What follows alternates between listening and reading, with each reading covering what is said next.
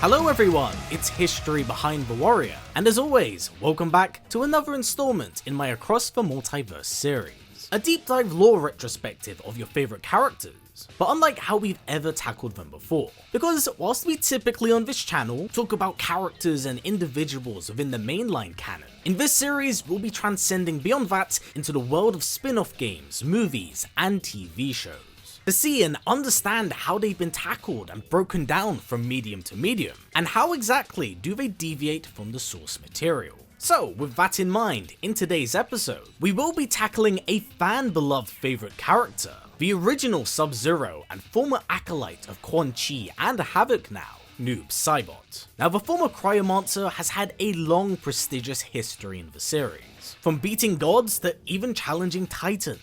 Thus, because of this, Noob has always had a sort of awe to his character, a sense of respect that could be held to his name, despite, well, his name. Noob has always kind of functioned as a grim reaper of sorts, taking lives and names wherever he may roam. But how exactly has that reflected beyond the main canon? That is what we will be exploring today. Now, before we do start, quick heads up that this is going to be a particularly weird one for me to cover, because I have ever so softly touched on Bi-Han in the Sub-Zero installments, but I didn't cover any of his time as Noob Saibot. So if you want to have a more well-rounded experience and retrospective of Bi-Han here, I do strongly suggest checking out this episode beforehand to just kind of have the full experience. And of course, please don't forget to check out the mainline installments to kind of get who we're talking about here. But as always, quick reminder that if you like what we do here and wish to see more, please don't forget to subscribe as well as give this video a thumbs up.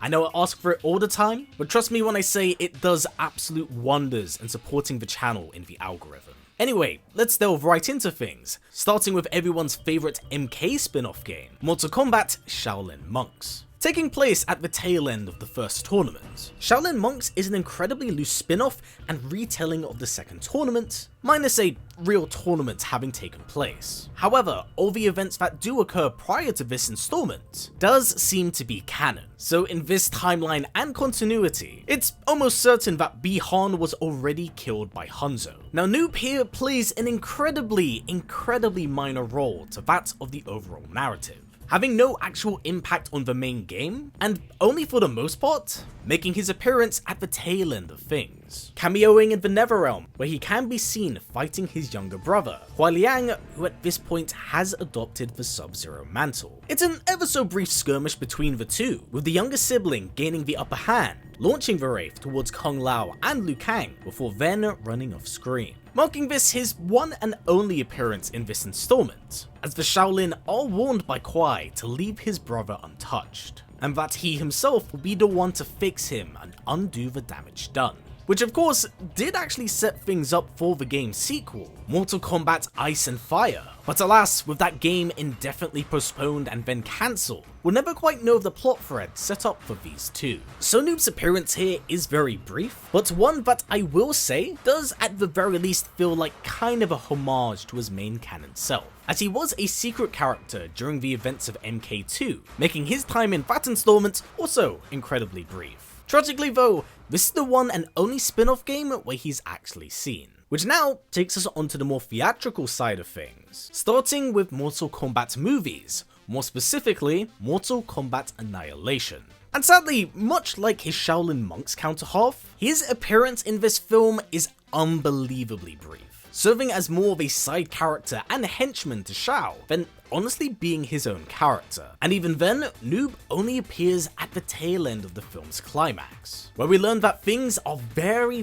different from what we've come to know of him, being a part of the Ermac collective that peels away from his being. Now this in itself does set up a lot of interesting narrative questions, because Noob's basically handled in a completely different way, possibly implying that it may not actually be Bi-Han under this mantle here. However, we do have a few interesting theories in mind, because as we know, with Ermac being a collective of different souls and different beings, it's very possible that upon Bi-Han's death in the first movie, his soul wasn't collected by Quan Chi, but instead stolen and added to the collective of Ermac. Which does actually make quite a bit of sense, seeing as Bi-Han did fight on their side in the first tournament. But there's also the distinct possibility that this was not Bi-Han at all, but merely a shadow wraith that was part of Ermac's being, a way to homage the Noob character without fully committing to him. Because at the time of Annihilation's release, Mortal Kombat 4 and Mythologies did come out in the same year, so it's very possible that Annihilation's creation was running alongside MK4, and they didn't wish to spoil the finer details of the character on screen, as Noob's name is also noticeably absent in the film's credits. Now back to the movie itself, Noob would only appear in the film's final battle, being a part of Ermac's being who would be unleashed upon Sonya Blade, who at the time was going toe to toe with Ermac until the Wraith was unleashed, completely overwhelming and overpowering her.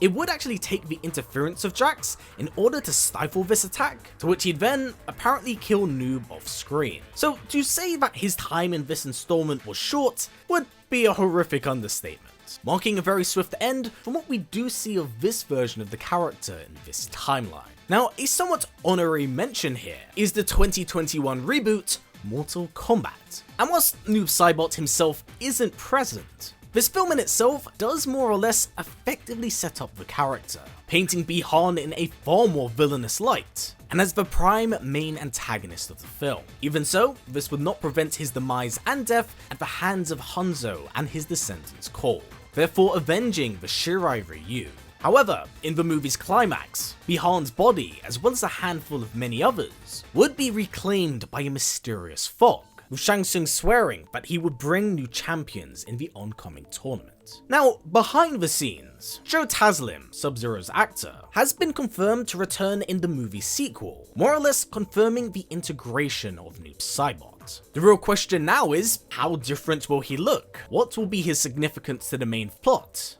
And will he avenge his death here? So this now takes us onto the more TV side of things, with his one and only appearance being Mortal Kombat Conquest, a prequel series set in the Great Kung Lao era, but is exclusively tied to the timeline of the 95 and Annihilation continuity. And here we do have a vastly different take on the character.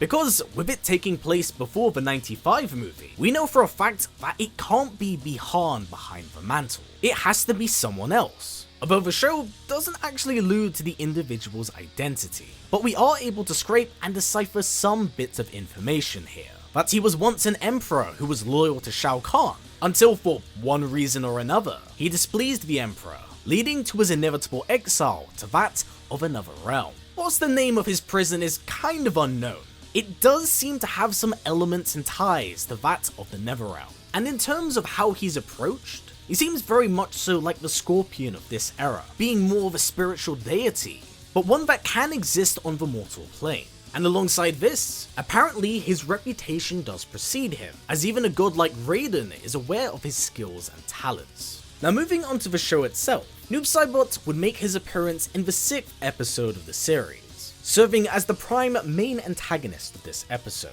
And here, one of the series protagonists, Zero, would actually hunt down Noob Saibot, under the belief from agents of Shao Kahn that upon his defeat and death, Zero's strength and power would excel to unprecedented heights. But of course, this was all merely but a ploy to have him be assassinated. And whilst he did survive this hubris, infiltrating Noob Saibot's domain would in fact be what freed him of his shackles. And having learned from Kiri, an agent of Shao Kahn, that if he killed the Great Kung Lao, he would no doubt redeem himself in the eyes of the Emperor, Noob Saibot would immediately go underway in hunting down the Shaolin. And for the most part, it must be said that he really brings the fight to Lao here, actually overwhelming him and being one of the few antagonists throughout the entire show that is able to battle him on equal terms. In fact, this fight is only won due to Zero interfering and dousing the Wraith in fire, causing him to explode. Although defeated, we do learn that in the aftermath of this episode, that he does still live on, albeit in a much more ethereal form, a floating fog, still looking to redeem himself in Shao Kahn's eyes. Now, another somewhat honorary mention here would actually be Mortal Kombat Snowblind, a world, timeline, and reality that completely deviates from the main canon, as it's an era completely forged in the vision of Kano, having become both Titan, Conqueror, and King of these wastelands. So with that said, whilst Noob is completely absent from this era, we do know that Bi-Han was actually present in this continuity, being dubbed as evil by his younger brother, who is haunted by nightmares of him each and every night. But it wasn't for any of the horrific acts that Bi-Han himself performed, it was Kwai's. For it was the guilt that laid heavy on his chest prior to the events of Snowblind itself. During this time period, cities would be overrun with a plague of revenants, ones that swept cities and extinguished them of life. Believing himself to be strong enough to halt this assault,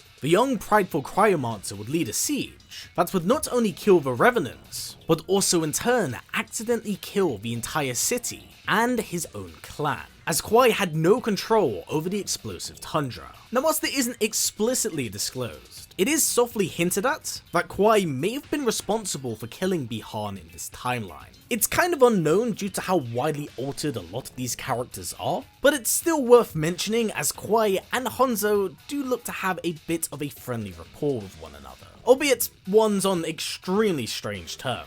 So with that said and everything covered here, that has been it for the history of Noob Saibot. And this was a really weird one for me to cover, because whilst Noob by all intents and purposes isn't a new character to the series, it's kinda surprising to me with how he's tackled, or in some cases, not kinda tackled at all, because it really does feel like Bi-Han has never had a time and opportunity to shine as Noob Saibot here. Only at best cameoing in spin-off games, being pretty mishandled in the live action side of things, and having never really been approached in the animated department. So hopefully with the stinger at the end of the 2021 movie, and knowing that Joe Taslim will return as the Wraith, we may hopefully get an accurate on-screen depiction of this character. One that feels loyal to the source material, but most importantly, is just as lethal as we've come to know him. But for now everyone, that has been it for me. And as always, quick reminder that the best way of letting me know who you'd like to see me talk about next is to leave it down in the comments below. So as always, stay strong, stay well, and I'll catch you in the next one.